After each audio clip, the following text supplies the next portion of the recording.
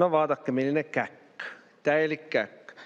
Nagu ma ministrile küsimuse esitamise ajal ka ütlesin, kogu tema jutt, millega ta meile seda eelnõud müüb, on ju vale otsa. Ja vale on see, et tööandjatel ei ole kuskilt töötajaid võtta. Tänase päeva seisuga 46 000 inimest on Eestis tööd otsimas, on töötud. Vale on see, et need inimesed, kes meile siia tulevad, et need saavad mingisugust head palka, ei saa. Nad saavad 80% keskmisest palgast ehk tegelikult väikest palka, madalamat palka.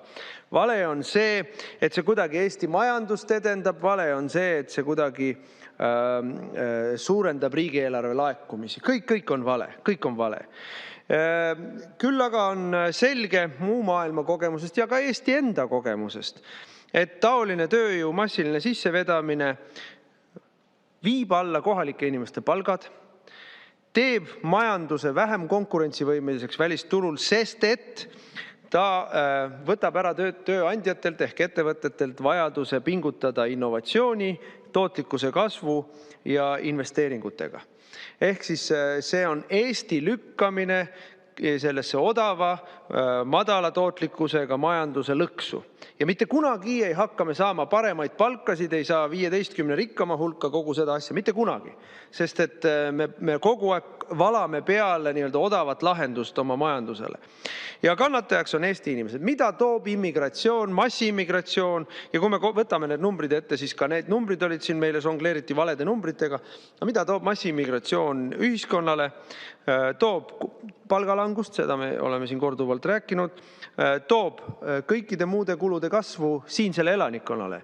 Üüripinnad hakkavad kallimaks minema, kinnisvara ost hakkab kallimaks minema, kuritegevus hakkab kasvama, siis turvalisuse tagamise kulud kasvavad riigile, sotsiaalkulud hakkavad kasvama, ehk siis see senine maksupott, mida kohalikud inimesed endale avalike teenuste saamiseks jagasid, see saab kiiremini tühjaks, sinna on kas rohkem vaja peale valada või on vaja vähem sealt võtma hakata kohalikel inimestel. Seda kõike teeb massiimmigratsioon. Ja on üks asi veel, millest vähe räägitakse, aga mis on Eesti puhul ju ilmne, ja see on siis Eesti rahva positsiooni ja eesti keele positsiooni halvenemine meie kodumaal.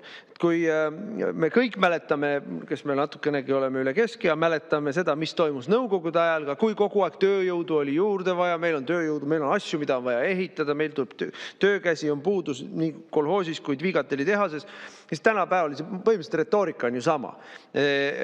Ja tulemuseks oli see, et meil on terved piirkonnad Eestis, kus eestlased on vähemuses, Ida-Virumaal.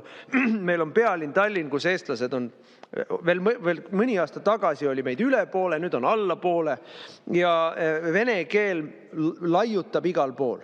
Sest küsimus, millele minister ei vastanud, et kust need spetsialistid siis tulevad, loodame, et mitte Süüriast või Afganistanist, aga sealt tuleb neid ka, aga tuleb ka Kõrgõzstanist, tuleb Turkmenistanist, tuleb loomulikult Ukrainast, Valgevenest, Venemaalt, slaavikeelsetest riikidest.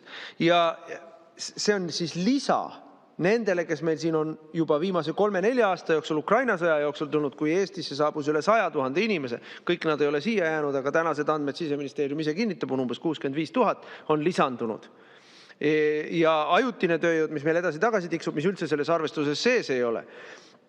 Ja see omakorda oli siis lisandus sellele, mis meil oli varasematest aastatest ja aastakümnetest, et toimub praegu intensiivne massiline Eesti venestamine. Selle jaoks, et Eesti 200 ja Reformierakonna lobistid ja rahastajad saaksid natukene odavamat palgata inimesi, saaksid eestlased lahti lasta, ära koondada ja asemele võtta siis kuskilt slaaviriikidest tulnud inimesed, kes on nõus väiksema palgaga. See on see protsess, mida meile siin tehakse.